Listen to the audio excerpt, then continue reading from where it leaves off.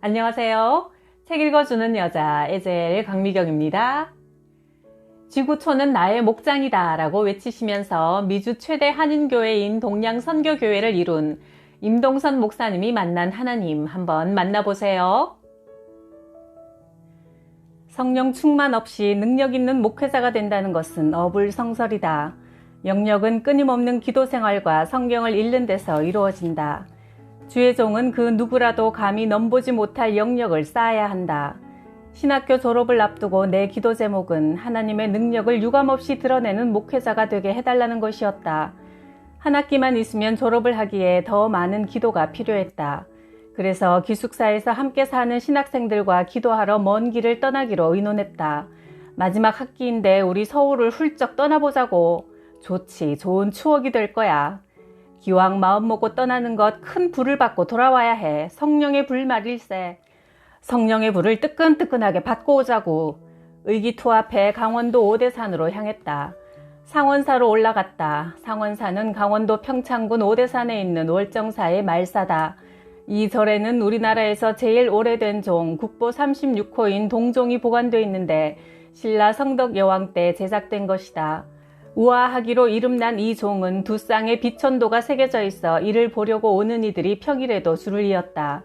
우리가 스님에게 상원사를 방문한 이유를 설명하자 그는 스스럼 없이 허락했다. 기도하는데 기독교, 불교를 가릴 필요가 있습니까? 암자를 내어드릴 테니 기도에 정진하십시오. 그런데 공양은 어떻게 해결하시렵니까? 우리 절에서 준비해야겠지요? 식사는 걱정 안 하셔도 됩니다. 우리는 금식하면서 기도하려고 합니다. 스님은 눈을 가늘게 떴다. 어려운 도량을 결행하시는군요. 그러나 젊을 때는 매우 필요한 것이지요. 부디 성공하십시오. 금식 기도를 시작한 지 3일이 되던 때가 제일 어려웠다. 견디기 힘든 배고픔의 고통이 뒤따랐다. 그러나 이를 악물고 참으면서 6일째가 되자 마귀의 속삭임이 들려왔다. 다 부질없는 짓이야. 괜한 고생하지 말고 하산해. 목사가 되면 금식 기도할 일이 많을 텐데 왜 미리 사서 이 고생을 하고 야단이야? 마귀의 유혹은 집요했다. 내 눈동자는 계속 선반을 향했다. 선반 위에는 집사님들이 산기도를 하러 간다는 소리를 듣고 비상식량으로 챙겨준 미숫가루가 있었다. 꼭 죽을 것 같은데 지금 저것이 필요한 게 아닌가? 나의 발은 어느새 선반으로 향했고 손은 나도 모르는 사이에 미숫가루 봉지 속으로 들어가고 말았다. 밖에서 기도하고 있는 기도 동지들에게 들키기 전에 재빨리 미숫가루를 수저로 떠서 입에 넣고 말았다. 구수한 냄새가 강렬하게 코 속으로 스며드는 것이 그것은 바로 이스라엘 백성들이 광야에서 먹었다는 꿀 섞인 과자인 만나 같다는 생각이 들었다. 갑자기 천하를 얻은 듯 기분이 상쾌해졌다. 그런데 곧바로 금식의 서원을 헌신짝처럼 저버리고 말았다는 생각이 미치자 울컥 슬픔이 온몸을 감쌌다. 그 기분은 하와가 선악과를 따먹은 후에 느꼈을 그런 낭패감이었다. 내 자신이 그때처럼 미운 적이 없었다. 통분하니 눈물이 앞을 가렸다. 내가 이렇게 나약한 인간이었던가? 갈대처럼 나약한 못난 인간 같으니라고. 너무도 허망하여 울면서 가슴을 쥐어뜯었다. 오 주님, 나를 용납하소서. 저는 나약한 죄인입니다. 그때였다. 너만 나약한 것이 아니다. 모든 인간이 하나같이 나약한 존재다. 그 생각이 머리를 때릴 때 나도 모르게 훅 하는 뜨거운 기운이 밀려오면서 기쁨이 샘솟았다. 미숫가루 사건은 나에게 모든 인간은 나약하며 예수님만이 참 신이시라는 것을 깨닫게 하는 계기가 되었다. 예수님만이 참 구주이심을 믿게 되자 기도가 더 간절하게 터져나왔다. 성령 받는 비결은 첫째는 말씀 충만이요, 둘째는 철저한 회개 기도요, 셋째는 간절한 기도라는 것을 깨달았다.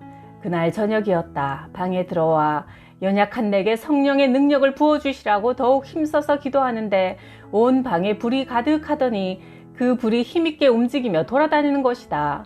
불이 아궁이에서 굴뚝으로 이동하고 또 굴뚝에서 아궁이로 이동했다. 마치 석유통을 쏟아붓고 활활 불타는 광경이었다. 나는 불 속에 있었지만 옷도 타지 않고 살도 데이지 않았다. 오순절 다락방에서 제자들이 체험한 그런 성령의 역사가 그날 밤 내게 임한 것이다. 지금도 그때의 황홀한 불체험을 잊을 수 없다. 놀라운 성령 체험을 한 후 하산하여 나는 이성복 목사님을 따라 강원도 순회 전도를 하게 되었다. 여름 날씨에 온종일 돌아다니며 전도했더니 몸이 솜처럼 부풀어 올라 일찍 쉬려고 자리를 펴고 누웠다. 그런데 자리에 눕자마자 내 몸이 둥실둥실 떠서 공중으로 올라가는 게 아닌가. 환상이라고도 할 것 없이 의식이 너무나 또렷했다.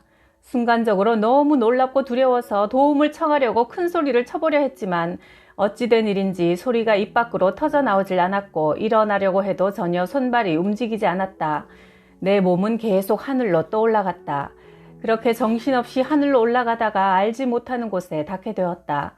천사들이 보였다. 내가 어리둥절해서 눈을 둥그렇게 뜨고 사방을 둘러보고 있는데 천사가 가까이 다가와 오른쪽을 보시오 하고 말했다. 처음 보는 천국이었지만 아름답기 이를 데 없는 도성이었다. 꽃향기가 훈풍에 밀려오고 황금 보석으로 단장된 도시는 말 그대로 한 폭의 그림이었다. 정신없이 넋을 잃고 천국을 바라보다가 나는 깨어났다. 이 환상은 내 신앙생활이 분명해지는 전환점이 되었다. 어떤 유혹이 닥쳐와도 내가 본 이 천국만 회상하면 도저히 죄를 지을 수 없었다. 나에게는 네 분의 형님이 계셨고 우리 가정은 불교와 유교의 학자 가정이었다. 그런데 넷째 형님 임수열 전도사만 예수를 믿었는데 형님은 신앙뿐 아니라 애국 사상이 넘쳐 흘렀고 인격은 고매하여 그의 정신과 사상은 위대했다. 그래서 나는 형님의 종교인 기독교에 큰 호감을 갖게 되었다. 나는 20대 젊은 몸으로 조국이 일본에게 짓밟혀 있을 때 중국으로 가서 조국 독립을 위해 군사훈련을 받았고 만주벌판에서도 항일전쟁에 참가했다. 광복을 맞은 나는 기쁨을 감추지 못했다. 그러나 김구, 이승만 타도를 반대하다가 해방 이듬해인 1946년 투옥되어 사형 선고를 받고 말았다. 내일 아침이면 사형 집행을 한다는 것이다. 23살 나이에 동족의 손에 죽게 되는 것이 억울했다. 삶의 욕망이 솟구쳤다. 내가 무엇을 해보았나. 나는 살아야 된다. 죽어서는 안 된다. 내 생애 처음으로 하나님을 찾게 되었다. 나는 예수 믿는 형님과 형수님의 전도를 받았었지만 예수를 믿지는 않았는데 다급하게 되니 별 수 없이 무릎을 꿇고 기도드렸다. 하나님, 만일 하나님이 계시다면 여기서 나를 살려주십시오.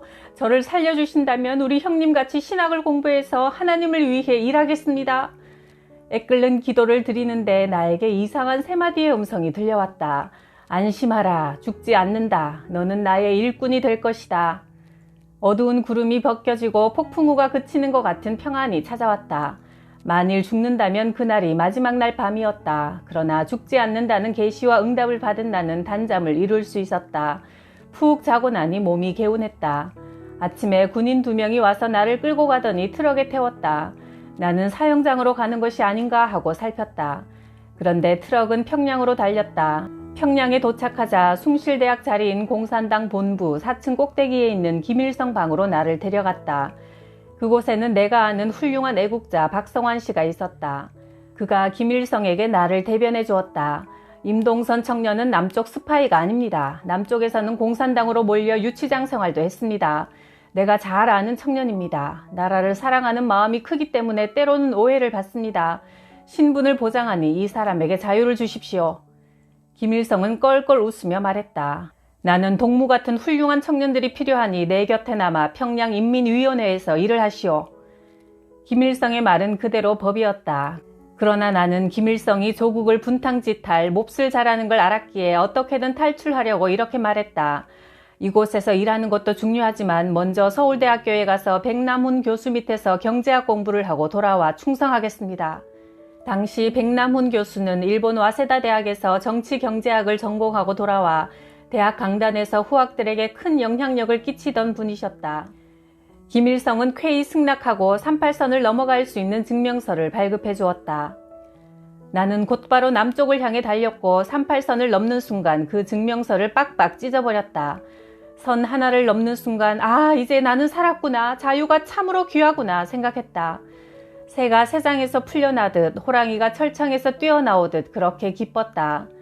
형님이 재학 중이던 서울신학교에 다니며 송현 성결교회에 가서 열심히 예수를 믿게 되었다.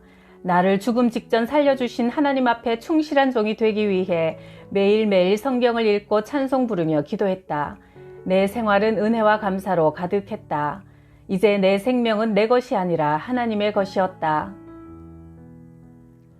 1948년 여수와 순천에서는 공산당 프락치들이 여수 반란 사건을 일으켰고 그 와중에 손양원 목사님의 두 아들이 학살당했다. 그런데 손 목사님은 자기 아들을 죽인 원수를 양자로 삼았다. 이 사건은 한국 기독교사뿐 아니라 세계사에서도 보기 드문 일이었다. 그 무렵 나는 고향읍 교회에서 이런저런 부패한 탐관오리를 지적하면서 양심대로 살 것을 호소했다. 그런데 내 설교를 듣다가 한 사람이 슬그머니 일어나 밖으로 나가더니 얼마 후 정복 입은 순경이 들어와 소리쳤다. 설교를 중지하라! 나는 강제로 강대상 위에서 끌어내려졌고 트럭에 실려 서대문 경찰서로 넘겨졌다. 형사들은 나를 두들겨 패기 시작했다. 이 빨갱이 새끼, 여기가 어디라고 헛소리를 짓거려? 한바탕 메타작이 있고 나서 나는 경찰서 유치장에 갇혔다. 맞아서 퉁퉁 부은 얼굴로 3일을 감방에서 지냈는데 경찰관이 오더니 나가라는 것이다. 사건의 진상을 알아보니 한 경찰관의 횡포로 내가 희생이 된 것이었다. 그 경찰관은 교회 건물을 지서로 쓰려고 흥정하고 있었는데 교회가 사버리는 통에 흥정이 깨지고 말았다. 그 일로 어떻게든 꼬투리를 잡아 교회를 괴롭히려고 벼르던 차에 마침 내가 희생양이 되어 그 곤욕을 치르게 된 것이다. 그 후 6.25를 맞아 부산으로 피난하고 있을 때 마침 고향교회 교인을 만나 나를 못살게 굴었던 그 경찰관 소식을 듣게 되었다. 그 경찰관 병들어 죽었어요. 경찰관이 죽고 나서 그 장모가 딸네 집에 왔다가 또 알 수 없는 병을 얻어 자기 집으로 돌아갔고 경찰관의 두 아이도 병이 들어 죽고 그 부인은 몸이 붓고 먹지도 못하여 자리에 누웠는데 동네 사람들이 그 여인에게 말하기를 당신 남편이 교회에서 설교하는 주의종을 잡아가더니 벌을 받아 당신 집안이 쫄딱 망한 것이요. 그러니 당신도 이 동리를 떠나시오. 여자는 반항 한번 해보지 못하고 병든 몸을 이끌고 동네를 떠났다는 것이다. 나는 그 이야기를 듣고 하나님 앞에 너무나 두려워 강단에 엎드려 울면서 기도했다. 아버지, 내가 나를 핍박하는 자를 억울한 마음으로 사랑하지 못하고 저주했다면 내 죄를 용서해 주십시오. 그 부인이 살아있다면 그 영혼을 불쌍히 여겨 구원해 주시고 복을 주시옵소서. 하나님은 살아계셔서 우리가 행한 대로 갚으시는 분이었다. 내가 사천 비행단에서 군목으로 근무할 때 우리 가족은 다 찌그러져가는 초가집 단칸방에서 새를 살면서 어렵게 생활하고 있었다. 이듬해 봄이 오자 우리 가족에게 새로 지은 부단장 관사로 이사를 하라는 것이다. 인사참모 김중령이 나를 불러 말했다. 임 목사님, 주택이 없어 고생한다는 말을 듣고 참모회의에서 부단장 관사를 드리기로 결정했습니다. 속히 그곳으로 이사하셔서 사시기 바랍니다. 그런데 그 관사는 귀신이 나온다고 하여 누구도 살기를 피하는 흉가였다. 그런 곳을 김중령은 나에게 선심이나 쓰는 것처럼 주겠다고 했다. 그 집터는 구한말 사형을 집행하던 곳으로 마을의 흉악범을 그곳으로 끌고 와 목을 베었다. 공군에서는 그 터 위에 집을 지어 고급 장교들을 살게 했는데 터가 세고 흉가라는 소문이 자자했다. 처음 들어와 산 이는 독실한 불교 신자인 이중령과 윤중령 두 가족이었다. 그런데 이중령이 비행 훈련을 하다가 사고로 세상을 떠나더니 옆집의 윤중령 동생도 비행 장교관으로 생도에게 비행 훈련을 시키다가 비행기가 추락하는 바람에 깔려 죽는 사고가 일어났다. 사고가 잇따르자 무섭다고 이사를 가버리는 통에 집이 비게 된 것이다. 어떤 장교도 그 흉가에 들어가 살기를 원하지 않자 참모회의에서는 그러면 군목이 들어가 살라는 것이다. 내가 아내에게 말했다. 여보, 하나님이 우리에게 주시는 큰 선물인 줄 알고 그곳으로 이사를 갑시다. 아내도 웃으며 고개를 끄덕였다. 그 집은 넓고 쾌적했다. 방이 3개나 되는 새 집이었다. 뜰이 얼마나 넓은지 봄이면 채소를 심을 수 있어 양식 걱정은 안 해도 될 것 같았다. 뒤에는 언제라도 맑은 물이 펑펑 쏟는 우물도 있어 물 걱정도 없었다. 월세도 낼 필요가 없는 분에 넘치는 호화주택이었다. 그런데 그 집에 이사한 날 저녁에 가정예배를 드리는데 아들 승광이가 벽을 가리키며 소리쳤다. 엄마, 저 시퍼런 게 뭐예요? 그러더니 고개를 좌우로 돌리면서 계속 소리쳤다. 엄마, 저거 안 보여? 저 시퍼런 거. 나도 그 말에는 온몸에 소름이 돋았다. 확실히 이 집이 흉가로구나. 마귀가 역사하는구나. 나는 가족들과 함께 힘차게 찬송을 불렀다. 믿는 사람들은 군병 같으니 내 주는 강한 성이요. 등을 힘차게 부르고 마귀가 떠나가도록 소리 높여 기도했다. 그러자 하나님께서 주시는 평화가 우리 가정에 고요히 임하는 것을 느낄 수 있었다. 이튿날 새벽 관사 가까이 있는 장로교회로 가서 새벽 기도를 드리고 나오는데 목사님의 사모님이 달려와 안부를 물었다. 목사님, 어젯밤 댁에 아무 일도 없었나요? 전날 저녁에 있었던 일을 소상하게 들려주자 사모님은 자기가 본 환상을 이야기했다. 어제 저녁에 말이에요. 교회에서 제가 기도를 하는데 목사님이 이사간 관사에 파란 옷을 입은 수많은 색시 귀신들이 밤새도록 들락날락 하는 게 보였어요. 내가 보기엔 그 집에 마귀 역사가 클 것 같으니 목사님 기도 많이 하셔야 해요. 기도 앞에는 천하의 마귀도 힘을 못 쓰니 임 목사님 기도 많이 하시라고 하나님이 주신 집인가 봐요.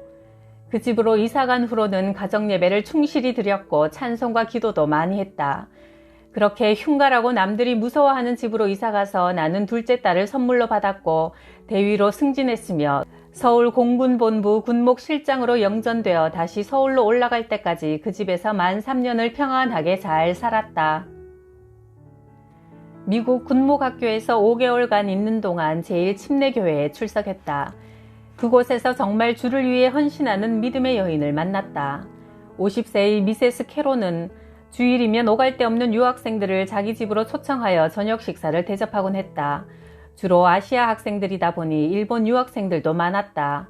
그런데 갈 때마다 그 집에는 남편이 보이지 않았다. 우리 남편은 2차 세계대전 당시 일본 군인에 의해 전사했습니다. 저기 사진 속에 소령 모자를 쓴 이가 생전에 제 남편입니다. 그 말을 할 때 일본 학생들의 얼굴에 당황하는 모습이 역력했다. 한 학생이 허둥대며 사과했다. 부인, 제가 일본을 대신해 사과하겠습니다. 용서해 주십시오. 그러자 부인은 황급히 손을 내저었다.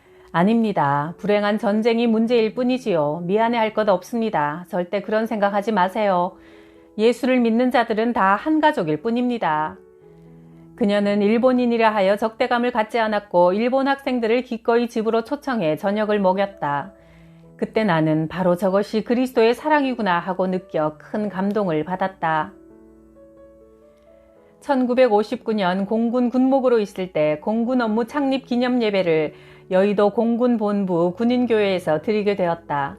창립 예배 때는 이승만 대통령도 참석했다. 주일 아침 3군 총장을 비롯해 각 군의 고급 장교들과 국회의원들까지 참석하는 바람에 교회는 입추의 여지 없이 초만원을 이루었다.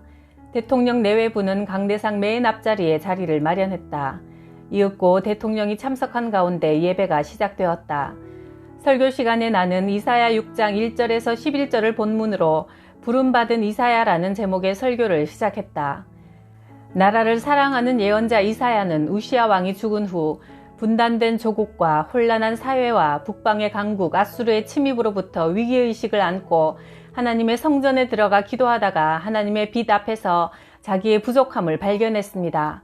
이사야는 화로다 나여 망하게 되었도다. 나는 입술이 부정한 사람이다 하고 자기 죄를 자백할 때 천사가 숯불로 이사야의 입술을 지진 후에 네 악이 사해졌고 네 죄가 용서받았다는 하나님의 음성을 듣게 됩니다. 이와 같이 성결의 은혜를 받은 이사야는 거리로 뛰쳐나와 백성의 회개운동을 전개하여 민족과 국가를 위기에서 건져낸 것입니다. 오늘 우리 대한민국도 이스라엘의 처지와 같습니다. 저들이 아브라함을 조상으로 가진 단일 민족이었듯이 우리도 단일 민족이었으나 국가는 남과 북 두 개로 나라가 분단되었으며 북쪽에는 중공군과 소비에트 연방이 자기들의 야망을 채우기 위해 호시탐탐 노리는 이때 우리가 해야 할 일이 무엇이겠습니까? 군비 확장, 신무기 도입, 유엔 가입 등 많은 구호를 내겁니다만 그보다 먼저 해야 할 것이 있습니다. 나는 이때 이승만 대통령 내외분을 가리키면서 말을 이어갔다.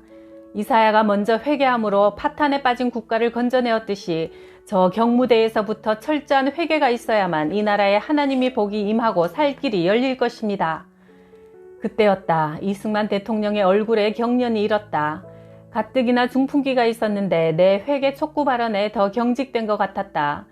예배를 마치고 나서 나는 나가는 분들에게 인사를 하기 위해 교회 입구로 가서 섰다. 대통령께서 비틀거리며 출구로 나오셨다. 그러더니 내 손을 꼭 쥐시는 것이다. 임 목사, 내가 오늘 모처럼 만에 좋은 설교를 들었소이다.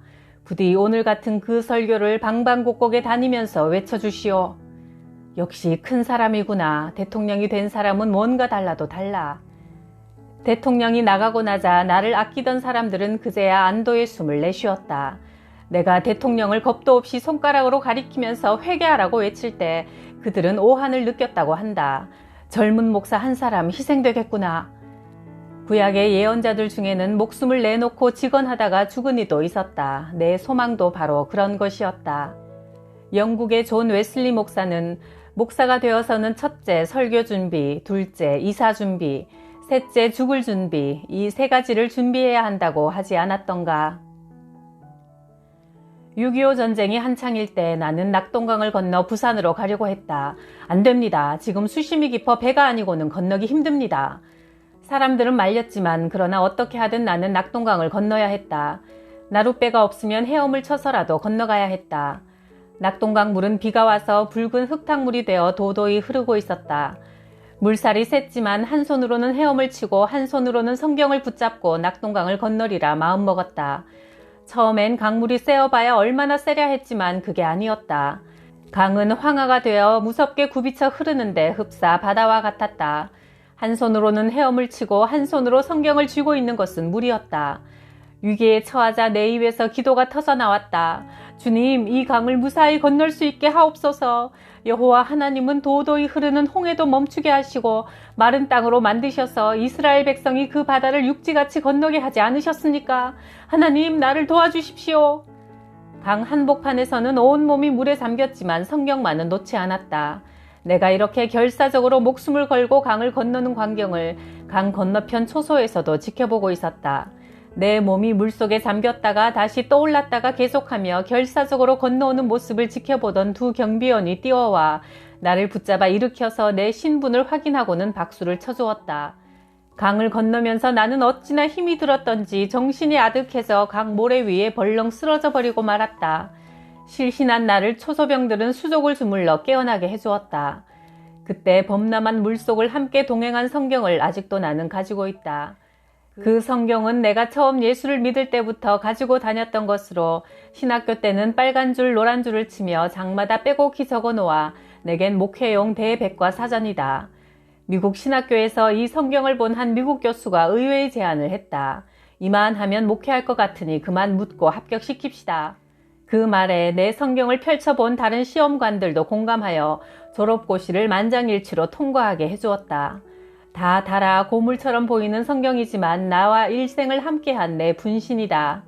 때로는 아내와 잠시 떨어져 있을지라도 이 성경은 5대양 6대주를 선교하러 다닐 때도 한 번도 내 손에서 떠난 적이 없다.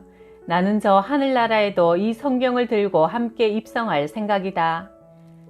주님의 말씀은 내 발의 등불이요 내 길에 빛입니다. 시편 119편 105절.